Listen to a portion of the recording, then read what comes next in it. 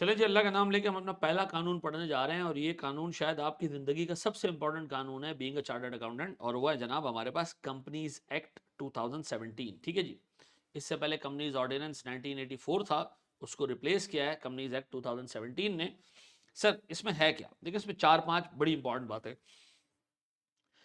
Sir company के तीन major stages होते हैं। एक, कंपनी जब इनकॉर्पोरेट होती है, ठीक है जी, वो कैसे होगी, ठीक है जी, कैसे प्रोमोटर्स जमा होंगे, कैसे मेमोरेंडम ऑफ एसोसिएशन और आर्टिकल्स ऑफ एसोसिएशन दो डॉक्यूमेंट्स बनेंगे, कैसे कंपनी एससीसीपी में रजिस्टर होगी, कैसे हमें जो है वो लाइसेंस मिलेगा, सर्टिफिकेट ऑफ इनकॉर्पोरेशन। फिर अगर हम लिमिटेड कंपनी है तो हमें सर्टिफिकेट ऑफ बिजनेस का भी जो है वो लाइसेंस लेना पड़ेगा। फिर काम शुरू होगा। तो इनकॉर्पोरेशन से रिलेटेड सारे कानून, सारे मसले मसाइल कंपनीज एक्ट में दिए हैं। डन। फिर कंपनी सर इनकॉर्पोरेट होने के बाद कंपनी चलेगी, तो कंपनी के मैनेजमेंट यानी सर जो चलाने वाले लोग हैं वो कौन होंगे।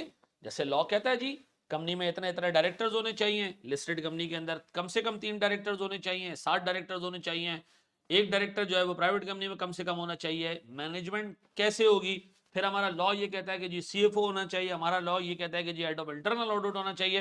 ये सारे कानून मैनेजमेंट के स्ट्रक्चर को डिफाइन करता है सर कंपनीज एक्ट।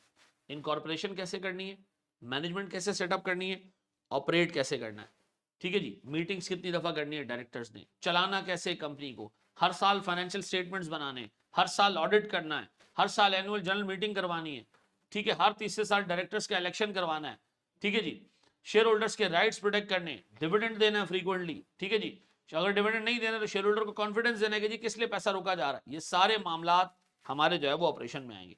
फिर जब कंपनी सर एक लिमिटेड टाइम तक चल जाती है और बाद में सर नहीं चल पाती, उसको वाइंड अप होना होता है, तो वाइंड अप कैसे होगा, कंपनी को वाइंड अप कैसे किया जाएगा, शेयर होल्डर्स वाइंड अप करेंगे, कोर्ट वाइंड अप करेगी।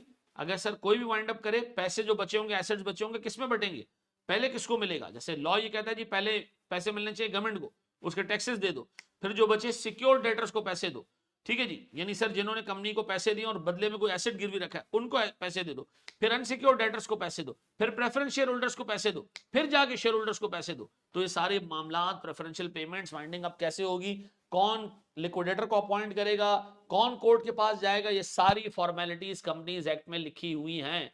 बताओ कंपनीज एक्ट में इनकॉर्पोरेशन कैसे होगी, ये भी लिखा है, कंपनी की मैनेजमेंट कैसे बनेगी ये भी लिखा है, कंपनी ऑपरेट कैसे करेगी ये भी लिखा है, और सर साथ ही साथ ये भी लिखा है कि कंपनी को वाइंड अप कैसे किया जाएगा। चारों स्टेजेस के ऊपर डिटेल लॉ ये।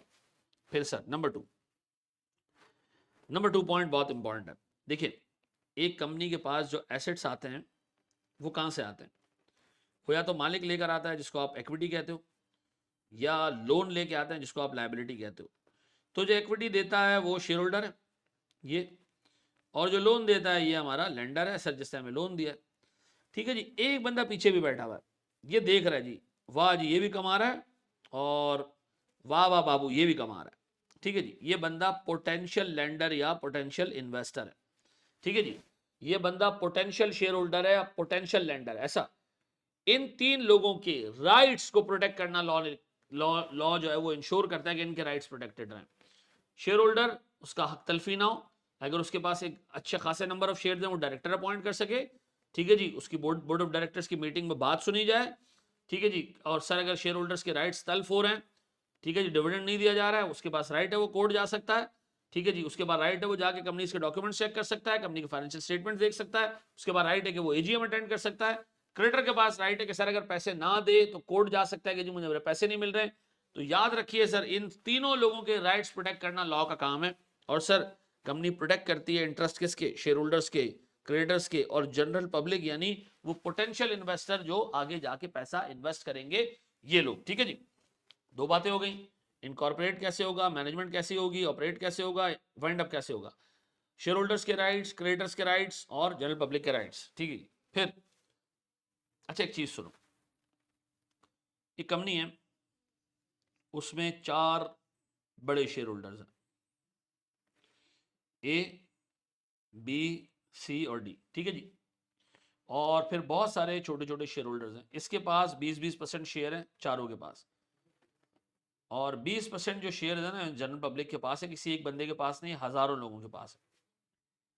कल ये कंपनी अपना बोर्ड बनाती है, बोर्ड ऑफ डायरेक्टर्स में ये खुद आके बैठ जाता है, ये आके बैठ जाता है, ये आके बैठ जाता है, ये आके बैठ जाता है। जनरल पब्लिक में तो सारे बोर्ड बटे हुए, तो किसी एक बंदे पे जो है ना वो कायल नहीं होंगे, किसी एक बंदे को उठा के ले आए।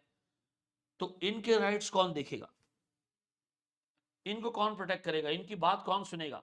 इसके लिए सर हमें गवर्नेंस, यानी ये जो गवर्नर्स बने ना, जो चला रहे हैं बिजनेस को, डायरेक्टर्स, इस गवर्नेंस स्ट्रक्चर को जरा सा रीअसेस करना पड़ेगा। कंपनीज ऑर्डिनेंस कहती है जी अपने बोर्ड पे इंडिपेंडेंट डायरेक्टर्स बिठाएं।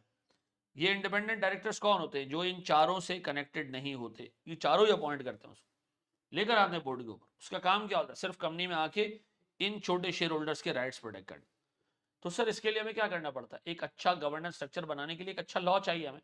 तो सर कंपनीज ऑर्डिनेंस के, कंपनीज एक्ट के अंडर में ही सर कुछ हमारे रूल्स एंड रेगुलेशंस भी बनते हैं। जैसे हमारे पास एक पूरा एक्ट है, कंडक्ट है, जिसको कहते हैं हम कोड ऑफ कॉर्पोरेट गवर्नेंस।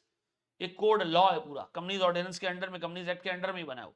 उसमें लिखा है जी एक लिस्टेड कंपनी के अंदर डायरेक्टर्स कितने एजुकेटेड होने चाहिए, सर इंडिपेंडेंट डायरेक्टर्स कैसे अपॉइंट होंगे, इंडिपेंडेंट डायरेक्टर्स कितने होने चाहिए, ये सारी चीजें गुड गवर्नेंस के लिए कंपनीज एक्ट इंश्योर करता है।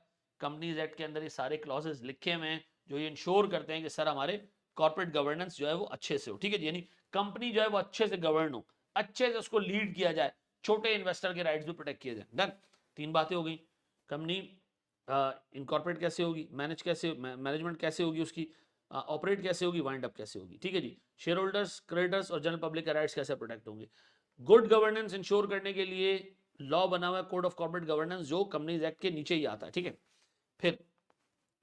फिर कुछ कंप्लायंसेज हैं, कुछ कंप्लायंसेज हैं जो हर कंपनी को करनी है, ठीक है जी। कंप्लायंसेज हैं, पहली कंप्लायंस ऑडिट करवानी है, ताकि मैनेजमेंट, जो बड़े शेयर होल्डर्स ये काम कर रहे हैं, बड़े ये डायरेक्टर जो मगरमच्छ के बच्चे हैं, ये कंपनी को चला रहे हैं, इनको तो नहीं पता कंपनी के अंदर क्या हो रहा है छोटे शेयर होल्डर्स को, ठीक है जी। तो ऑडिट होने से क्या होगा, एक इंडिपेंडेंट बंदा आके फाइनेंशियल स्टेटमेंट चेक करेगा कि फाइनेंशियल स्टेटमेंट सही बने या नहीं बने, तो छोटे शेयर होल्डर्स को सुकून आ जाएगा कि हाँ यार भले इन बड़े लोगों के हाथ में लेकिन काम सही हो रहा है। ऑडिट होना चाहिए। फिर sir AGM, sir annual general meeting में सारे शेयर होल्डर्स आएंगे, अब यहाँ सिर्फ बड़े डायरेक्टर्स नहीं, सारे शेयर होल्डर आएंगे और उनको बात करने का राइट होगा। फिर record keeping, sir record keeping का मतलब ये कि सर ये होगा कल ऑडिट हो रहा है और वो कहे जी हमने रिकॉर्ड ही मेंटेन नहीं किया, नहीं, रिकॉर्ड बनाने की जिम्मेदारी कंपनी लॉ ने मैनेजमेंट पर डाली हुई है, ठीक है जी। और सर ह्यूमन रिसोर्स रिक्वायरमेंट्स, यानी सर ह्यूमन रिसोर्स रिक्वायरमेंट का मतलब ये है कि आपने इंश्योर करना है कि सर जो लेबर लॉज हैं वो कंप्लायंट हो, ठीक है जी। कंपनीज एक्ट ये इंश्योर करवाता है कि जो सबॉर्डिनेट लॉज हैं, जो कनेक्टिंग लॉज हैं, जो बाकी के लॉज चलते हैं सर कंपनी के साथ, अगर सर उसकी कंप्लायंस नहीं हो तो उस लॉ में तो पेनल्टी लगेगी, कंपनीज एक्ट के हिसाब से भी आप पे पेनल्टी लगेगी। अब बताएं सर, ये सारे काम करने की ना कंप्लायंस कॉस्ट होती है, ठीक है, कंपनी को पे करना पड़ती है। ऑडिट कराने के लिए भी पे करना है सर, एनुअल जनरल मीटिंग कराएंगे तो उसके लिए भी पैसे पे करने हैं, रिकॉर्ड कीपिंग के भी पैसे पे करने हैं, एचआर डिपार्टमेंट भी बनाना है ताकि ह्यूमन रिसोर्स मैनेजमेंट अच्छे तरीके से हो सके, और अगर मैं ये काम ना करूं तो फिर पेनल्टी देने को तैयार हो जाऊं, ऐसा। अब बताएं कंपनीज एक्ट के बारे में आपकी किताब में 4 मेजर पॉइंट्स लिखे हैं। नंबर 1, कंपनी इनकॉर्पोरेट कैसे होगी, मैनेजमेंट कौन होगी, कंपनी ऑपरेट कैसे होगी, और फिर सर कंपनी को वाइंड अप कैसे किया जाएगा। शेयर होल्डर्स, क्रेडिटर्स और जनरल पब्लिक के राइट्स और इंटरेस्ट कैसे प्रोटेक्ट किए जाएंगे। नंबर 3, गुड कॉर्पोरेट गवर्नेंस को इनकलकेट करने के लिए डिफरेंट सबऑर्डिनेट लॉज बनाएगा, जैसे कोड ऑफ कॉर्पोरेट गवर्नेंस। और सर कंप्लायंसेस लिखी है सर, जो एक बिजनेस को करनी है, बड़े बिजनेस को करनी है, कंपनी स्ट्रक्चर पे जो चलने वाला बिजनेस को करनी है, ऑडिट करवाना है, फाइनेंशियल स्टेटमेंट्स बनानी है, एचआर का सेटअप रखना है, और सर एनुअल जनरल मीटिंग करानी है, ठीक है, जिसको सीक्वेंस में रखे। एचआर ह्यूमन रिसोर्स मैनेज करना है ताकि लोग आ जाएं, लोग फाइनेंशियल स्टेटमेंट्स बनाएंगे, रिकॉर्ड कीपिंग, रिकॉर्ड कीपिंग के बाद सर उसका ऑडिट होगा, ऑडिट के बाद एजीएम होगी, डन। और फिर सर अगर नहीं करेंगे तो नॉन कंप्लायंस पे पेनल्टीज लिखी हुई हैं सर। अब बताएं सर कंपनीज एक्ट के बारे में ये सारी बातें आपके जहन में रहेंगी, कर लोगे मैनेज, देख लोगे हिसाब किताब, बड़े एक स्टेप आगे सर, 4-5 पॉइंट्स याद रहेंगे, पक्का जी। अच्छा, मैं दूसरे लॉ पे जाता हूँ सर, पार्टनरशिप लॉ। बड़ा छोटा सा इसके बारे में सर आपकी किताब में लिखा, बहुत छोटी सी बात लिखी है।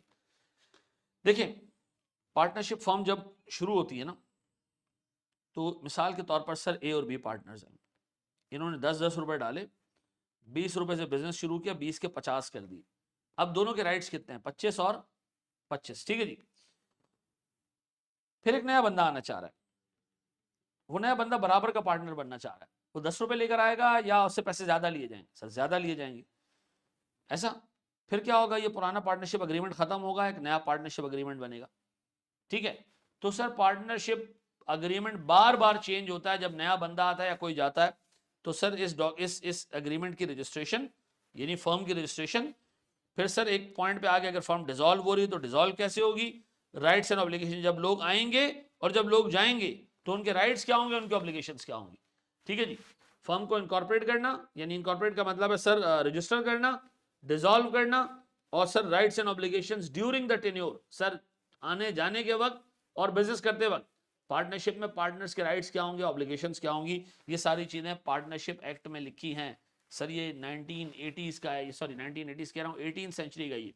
ठीक है जी, फिर ना पार्टनरशिप फर्म को, क्योंकि बहुत थोड़े से लोग इसमें इन्वॉल्व है, जनरल पब्लिक इन्वॉल्व नहीं है, ना फाइनेंशियल स्टेटमेंट्स बनाने का कोई रिक्वायरमेंट है इनको, ना एजीएम करने की रिक्वायरमेंट है, ना एससीसीबी के पास कोई डॉक्यूमेंट्स जमा करवाने की रिक्वायरमेंट है। रिक्वायरमेंट है तो किस चीज की है, रजिस्ट्रेशन कराने की, नंबर 2 डिसॉल्व करने की, और number 3 rights and obligations of partners. ये 3 चीजों को एड्रेस करेगा। और सर ना ऑडिट की रिक्वायरमेंट, ना एजीएम की रिक्वायरमेंट, ना कोई स्टेटमेंट एससीसीबी के पास जमा करवाने की रिक्वायरमेंट। पक्का जी, डन हो गया, हमने 2 मेजर लॉ देख लिए, आगे चलते हैं सर, कुछ लॉ और देखते हैं।